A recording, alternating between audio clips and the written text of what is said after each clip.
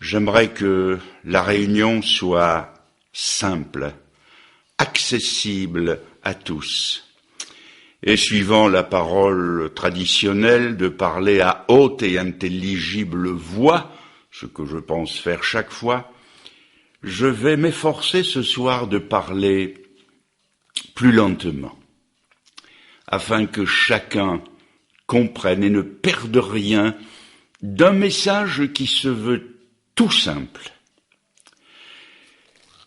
J'ouvre la Bible ce soir dans le Nouveau Testament, dans le Saint-Évangile de Luc au chapitre 15 et à partir du verset 16. Je vois que quelques-uns ont amené leur Bible avec eux et je vais attendre quelques secondes en feuilletant ma Bible et tandis que vous feuilletez la vôtre et que vous arrivez dans cet évangile de Marc au chapitre 15, verset 16, où on lit que les soldats conduisirent Jésus dans l'intérieur de la cour, c'est-à-dire dans le prétoire, et ils assemblèrent toute la cohorte. Ils le revêtirent de pourpre et posèrent sur sa tête une couronne d'épines qu'ils avaient tressée. Puis ils se mirent à le saluer. « Salut, roi des Juifs !» Et ils lui frappaient la tête avec un roseau, crachaient sur lui, et fléchissant les genoux, ils se prosternaient devant lui. Après s'être ainsi moqués de lui, ils lui ôtèrent la pourpre, lui remirent ses vêtements et l'emmenèrent pour le crucifier. Ils forcèrent à porter la croix de Jésus un passant qui revenait des champs, Simon de Cyrène, père d'Alexandre et de Rufus, et ils conduisirent Jésus au lieu nommé Golgotha, ce qui signifie lieu du crâne. Ils lui donnèrent à boire du vin mêlé de myrrhe, mais il ne le prit pas. Ils le crucifièrent et se partagèrent ses vêtements en tirant au sort pour savoir ce que chacun aurait. C'était la 3e heure quand ils le crucifièrent, c'est-à-dire pour nous 9 heures du matin.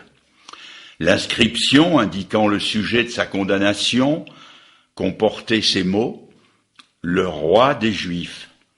Ils crucifièrent avec lui 2 brigands, l'un à sa droite et l'autre à sa gauche. Ainsi fut accompli ce que dit l'Écriture: il a été mis au nombre des malfaiteurs.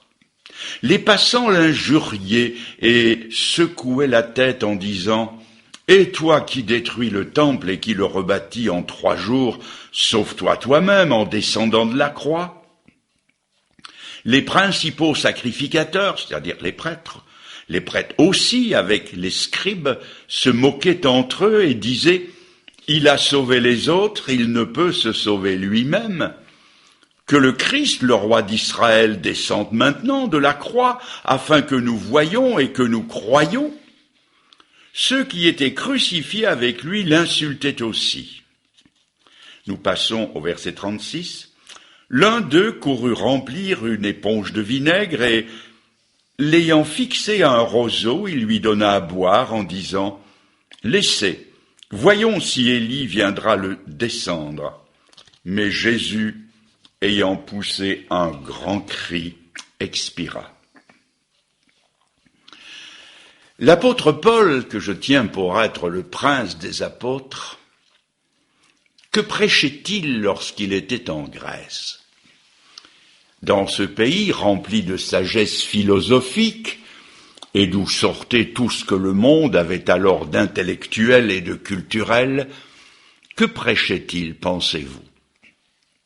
Écoutez-le dire à ces Grecs: « Je ne suis pas venu à vous avec les paroles persuasives de la sagesse humaine. » Alors, que prêchait-il?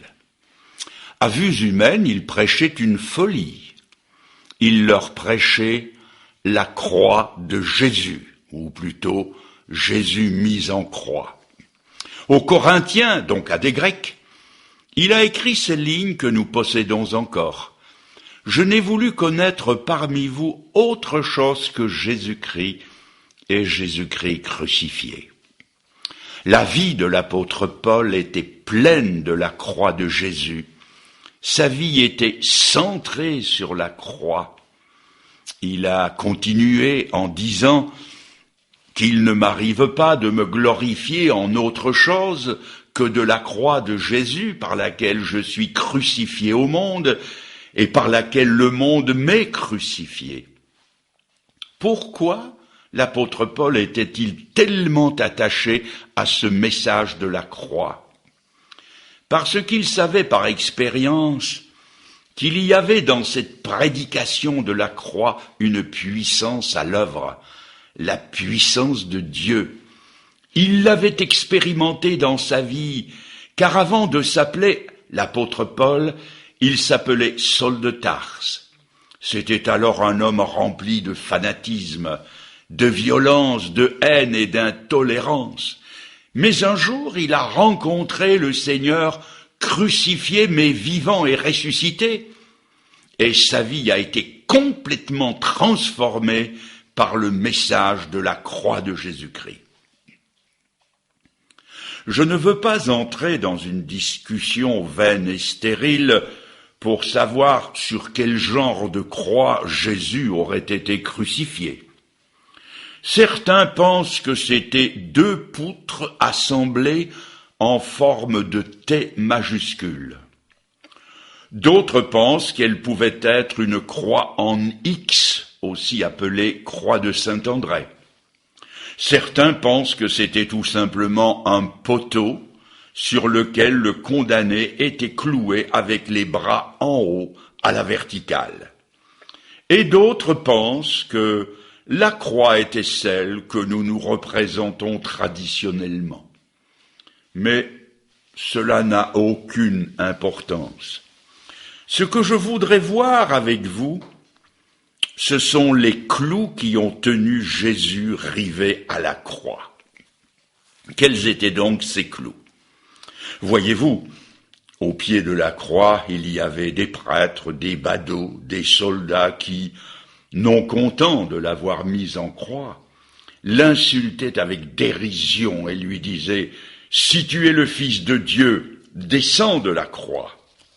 Ces hommes lui ont lancé un défi, et ma question est celle-ci. Jésus pouvait-il relever le défi? Jésus pouvait-il descendre de la croix? S'il n'y avait eu que ces clous de fer forgé, le Seigneur serait descendu immédiatement et il les aurait tous confondus. Mais derrière ces clous visibles, il y en avait d'autres, invisibles ceux-là, et qui, plus que les premiers, le maintenaient attaché à la croix. Nous allons donner un nom à ces clous. Le premier qui a tenu le Seigneur à la croix, c'est le clou de son obéissance à Dieu. Et je le répète, le clou de son obéissance à Dieu. Nombreux sont ceux qui n'ont jamais compris le message de l'Évangile parce qu'ils n'ont regardé le crucifié du calvaire qu'avec des yeux humains qui n'étaient pas éclairés par la parole de Dieu et par le Saint-Esprit.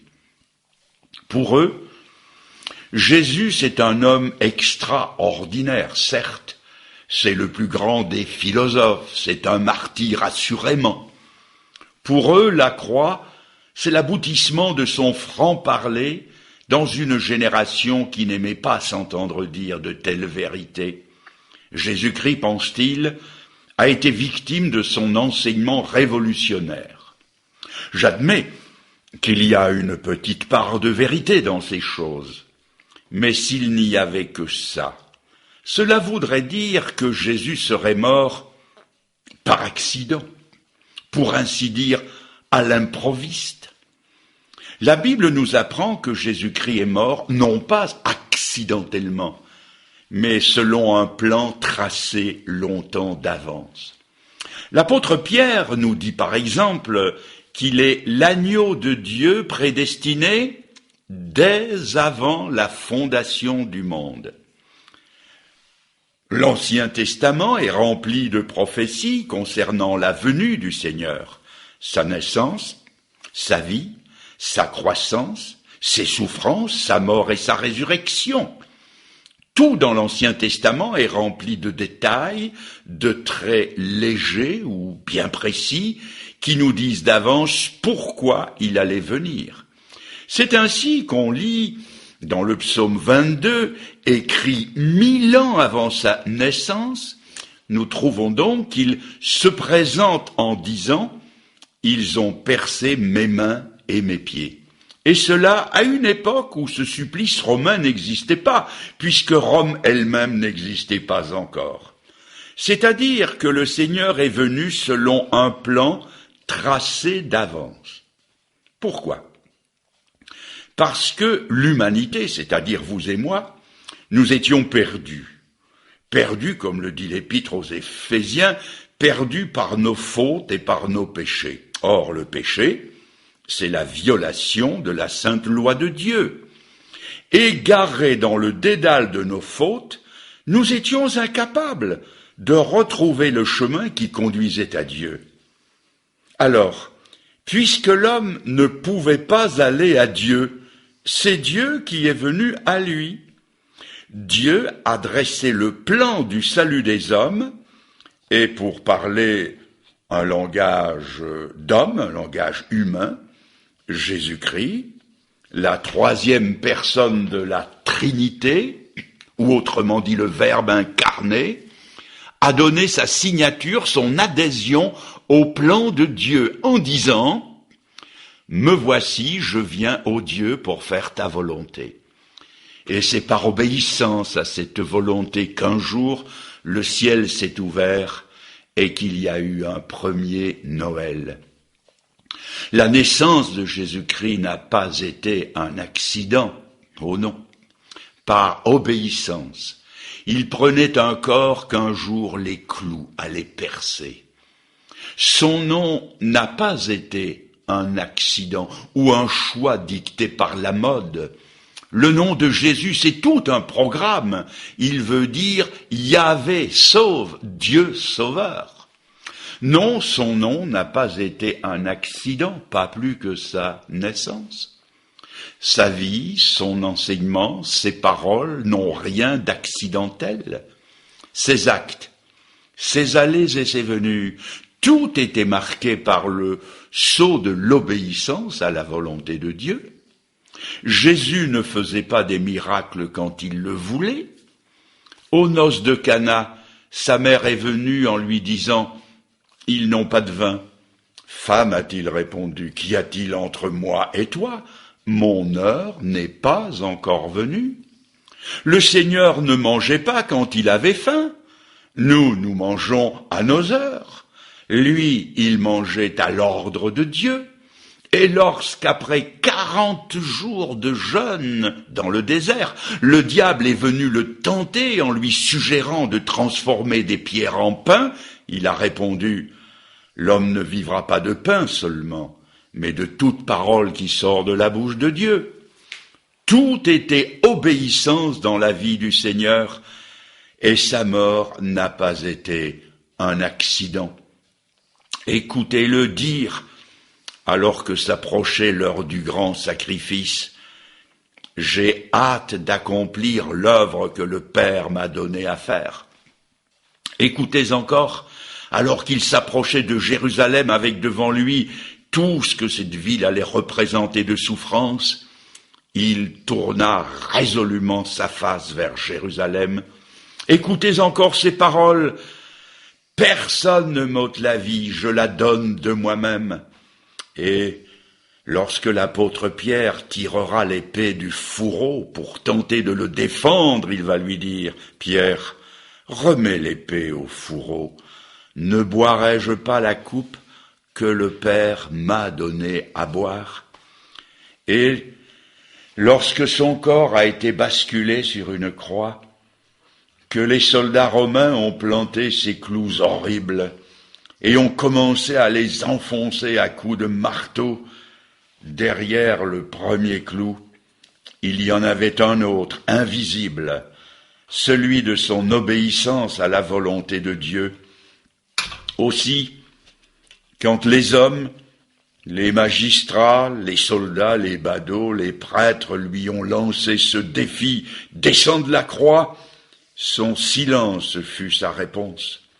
Un silence qui voulait dire « Je ne peux pas descendre de la croix, car ce serait cesser d'être ce qu'a été toute ma vie, obéissance à la volonté de Dieu. » Oui, ce qui a tenu Jésus à la croix, c'est d'abord le clou de son obéissance à Dieu. Le deuxième, c'est le clou de son amour pour nous. La Bible dit qu'il n'y a pas de plus grand amour que de donner sa vie pour ses amis. Et elle ajoute que Dieu, lui, constate ou mesure son amour à lui envers nous en ce que lorsque nous étions encore des pécheurs, Christ est mort pour nous. Il est écrit que le Fils de l'homme est venu chercher et sauver ce qui était perdu. C'est-à-dire que l'amour de Dieu s'est manifesté envers des indignes, des ennemis et des perdus. Ce sommet de l'amour de Dieu pour nous n'est pas dans la crèche de Bethléem, bien qu'il y ait sa place assurément. Ce sommet de l'amour ne se trouve pas non plus dans l'évangile de Jean au chapitre 13, où le Seigneur se dévait et se met à laver les pieds de ses disciples. Il y est pourtant dit que Jésus, ayant aimé les siens, mit le comble à son amour pour eux. S'il est un endroit dans le monde où l'amour a débordé, a été plus loin que le comble, c'est à la croix du Calvaire. Quand Dieu veut mesurer son amour à lui envers nous, il prend comme unité de mesure la croix de Jésus-Christ. Ah, la croix de Jésus! Je suis tellement incapable de le saisir. Il me faudrait un cœur plus grand pour mieux le recevoir. Il me faudrait une intelligence plus vaste pour mieux le comprendre. Il me faudrait des mots nouveaux pour mieux en parler. Pour vous parler de l'amour de Dieu, de l'amour de Jésus-Christ, le langage humain s'arrête. On en est réduit à utiliser des illustrations. Par exemple, comment pourrais-je rentrer des Antilles dans les frimas de notre Europe et tâcher d'expliquer à un de mes amis cette incomparable mer des Caraïbes. Pour tenter d'en parler, je prendrai une bouteille vide que je remplirai avec de l'eau de la mer puisée dans la baie de Fort-de-France. Je collerai sur la bouteille un cocotier en décalcomanie et je dirai « Les Caraïbes, c'est ça, multiplié par 1 million. » Vous souriez, bien sûr. On veut bien croire que la mer des Caraïbes est dans la bouteille, mais allez donc expliquer la Martinique avec une bouteille remplie d'eau. Quelle pauvre illustration! L'amour de Dieu est si grand que nous ne pouvons employer que des petites illustrations, comme celle que je vais vous raconter, et qui touchera peut-être le cœur des jeunes. C'est une histoire d'amour entre une jeune fille et un jeune homme, ou plutôt un amour à sens unique. C'était une de ces filles de qualité, comme il y en a encore, heureusement. Elle aimait son fiancé qui, lui, était plutôt du type papillon, ignorant ou dédaignant la qualité de l'amour qu'elle lui portait. Il finit, le misérable, par rompre ses fiançailles et la délaisser pour flirter avec une autre. La chose singulière, c'est qu'elle aimait tellement celui qui l'avait trahie qu'elle continuait à désirer son bonheur à lui.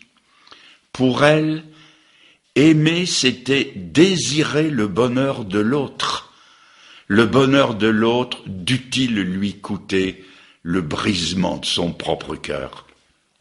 C'est un peu ça, la bouteille d'eau, pour expliquer que Christ a aimé les impies. Il vous a aimé. Au pied de la croix, je le répète, il y avait des soldats, des badauds, des prêtres, et comme si c'était peu de choses de lui avoir enfoncé ses clous dans les chairs, ils lui ont encore lancé le défi, si tu es le Fils de Dieu, descends de la croix et nous croirons en toi. Son silence a été sa réponse, un silence qui voulait dire « Je ne peux pas descendre de la croix, car ce serait cesser de t'aimer ». C'était là le deuxième clou. Le premier était celui de son obéissance à Dieu. Le deuxième, celui de son amour pour nous. Et le troisième s'appelle le clou de nos péchés. Quelque douloureux qu'aient été les deux premiers, celui-ci a été le plus terrible. S'il est vrai que tant de gens n'ont jamais bénéficié du message de la croix, c'est parce qu'ils ne se sont jamais vus eux-mêmes dans ce drame. Pour beaucoup, l'Évangile, c'est un événement vieux de 2000 ans, une très vieille histoire qui se perd dans la nuit des temps, si vieille qu'ils ne peuvent pas voir la relation qui les unit à cet événement. Or, nul n'y est étranger parce que notre histoire à chacun est écrite dans la croix. Lorsque l'apôtre Pierre, à la Pentecôte, s'est trouvé devant une grande foule, que leur a-t-il dit? C'est vous qui l'avez livré, c'est vous qui l'avez crucifié. C'est-à-dire qu'il leur actualise la croix du calvaire. Ce n'est plus le message vieux de 2 mois, il les implique dans cette affaire et leur dit « c'est vous ». Et si l'apôtre Pierre était parmi nous aujourd'hui, il nous regarderait tous dans le blanc des yeux et il dirait « c'est vous qui l'avez crucifié ». La preuve, c'est que si nous n'avions pas péché, jamais Jésus n'aurait dû mourir sur la croix. Un ami m'a dit un jour, « Si j'avais été le seul homme au monde à commettre le péché, pour me sauver, il aurait fallu que le Fils de Dieu donne sa vie. » Notre relation avec la croix de Jésus-Christ est celle-ci. Tout un concours de circonstances a conduit Jésus à la croix. C'est l'avarice de Judas, son amour immodéré de l'argent et nos avarices. Ce qui a conduit Jésus à la croix, c'est le reniement de Pierre et nos reniements, car à notre façon nous avons souvent renié le Seigneur, n'est-il pas vrai?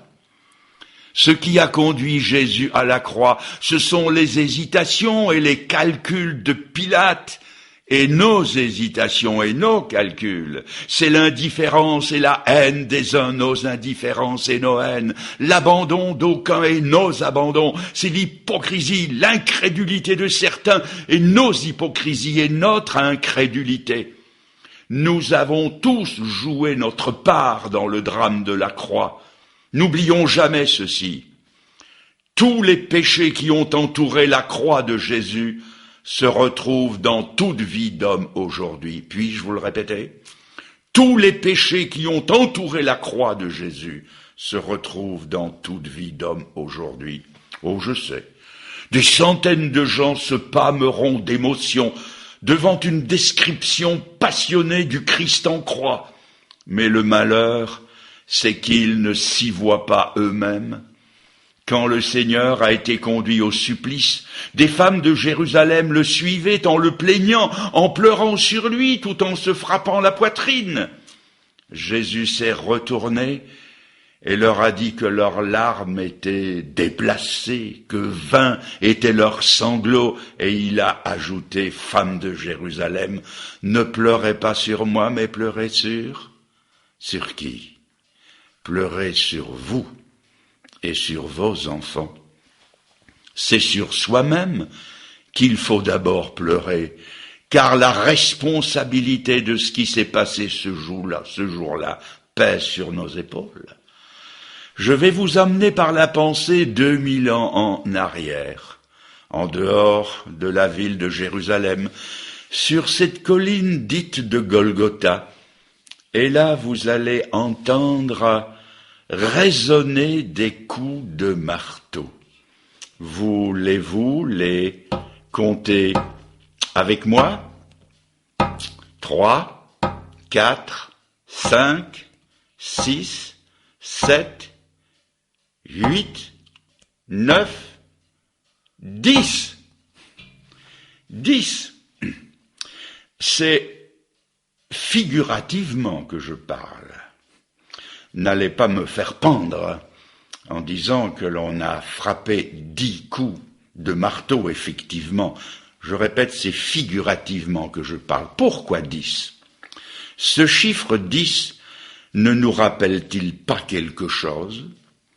Il nous reporte à la grande loi du Sinaï et du nombre de ses commandements, 10. C'est-à-dire que tous les péchés du monde sont liés quelque part à l'un ou l'autre de ces 10 commandements. À la croix, Jésus est mort pour une loi que nous avons violée. Il est mort pour tous les péchés du monde, car n'oublions pas qu'à chaque péché que nous avons commis, nous avons enfoncé ce clou dans les chairs du Seigneur. Appelons-les par leur nom. Chaque fois que vous avez lu l'horoscope, vous êtes allé consulter l'ennemi de Dieu pour votre âme, et vous avez ainsi enfoncé le clou du péché dans les chairs du Seigneur. Chaque fois que vos regards se sont attardés sur la pornographie, vous avez souillé votre âme, et vous avez enfoncé un peu plus ce clou dans les chairs du Seigneur. Chaque fois qu'avec votre langue, vous avez médit, dit du mal, justement ou injustement, de votre prochain, vous avez enfoncé le clou dans ses mains et dans ses pieds. Chaque fois que vous vous êtes permis de dire des histoires grivoises, salaces, vous avez enfoncé un peu plus ce clou-là. Chaque fois que vous avez laissé libre cours à un fichu caractère qui a fait souffrir tout le monde autour de vous, vous avez enfoncé cela dans les chairs du Seigneur. Et nous pourrions continuer la liste. Ce sont ces coups-là qui ont maintenu le Seigneur rivé à la croix. Aussi, lorsque le défi lui a été lancé, « Si tu es le Fils de Dieu, descends de la croix et nous croirons en toi », le silence a été sa réponse. Un silence qui voulait dire « Je ne peux pas descendre de la croix, parce que si ma souffrance devenait moins grande que ton péché, jamais tu ne pourrais être pardonné. » Regardons la croix de Jésus-Christ encore une fois. Si c'est avec les bras à la verticale en haut que le Seigneur a été crucifié, nous entendons le psaume 103 qui nous dit « Autant les cieux sont élevés au-dessus de la terre, autant sa bonté est grande pour ceux qui le craignent. » Et si c'est avec les bras à l'horizontale qu'il a été crucifié, nous entendons ce même psalmiste dire « Autant l'Orient est éloigné de l'Occident, autant il éloigne de nous nos transgressions. » Un poète du siècle passé a écrit cette poésie que j'ai apprise par cœur et que j'ai souvent citée. Devant la croix sur la colline, je me prosterne avec douleur. Ton front sanglant vers moi s'incline, et ton regard sonde mon cœur. C'est pour moi que, Jésus, tu souffres. Tous mes péchés pèsent sur toi, et si j'échappe au sombre gouffre, c'est que tu vins mourir pour moi. Devant la croix, je m'humilie. Je reconnais tout mon orgueil, J'ai cheminé dans ma folie, sur mon passé je mène deuil. Devant la croix je prends courage, car de ta mort jaillit ma paix, mon plein salut est ton ouvrage, et tu m'attends dans tes palais. Ton grand amour est chose étrange, mais je l'accepte par la foi. Gloire à ton nom, à toi louange, divin sauveur, tout vient de toi. Encore un mot pour finir. Il y a assez d'obéissance dans la croix pour pardonner toutes vos désobéissances. Il y a assez d'amour dans la croix pour couvrir tout votre manque d'amour. Il y a assez de souffrance dans la croix pour expier tous vos péchés. Alors, chers amis, mes amis, quelle va être votre décision? Croyez-vous que le premier clou invisible était celui de son obéissance à Dieu? Le croyez-vous? Oui, bien sûr, je vois votre assentiment. Croyez-vous que le deuxième, c'était celui de son amour pour vous? Vous le croyez? Croyez-vous que le troisième, c'était celui de vos péchés? Est-ce que vous le croyez? Alors, si oui, je vous pose une question. Si vous croyez cela, qu'est-ce qui vous empêche maintenant de vous convertir à lui? Qu'est-ce qui vous empêche de lui dire? Et vous pouvez le faire en cet instant, dans ces dernières secondes. Lui dire, lui répéter dans votre cœur. Et vous pouvez le faire, puisque je vais parler lentement, lui dire, Seigneur, dites-le lui, intérieurement, Seigneur, j'ai compris le message des 3 clous, et puisque j'y crois, je viens à toi. Je me donne à toi qui es le meilleur des maîtres. Je me donne à toi, le meilleur des maîtres. Pardonne-moi, sauve-moi, et fais de moi ton racheté et ton serviteur. Amen, Seigneur. Mes amis, que Dieu vous bénisse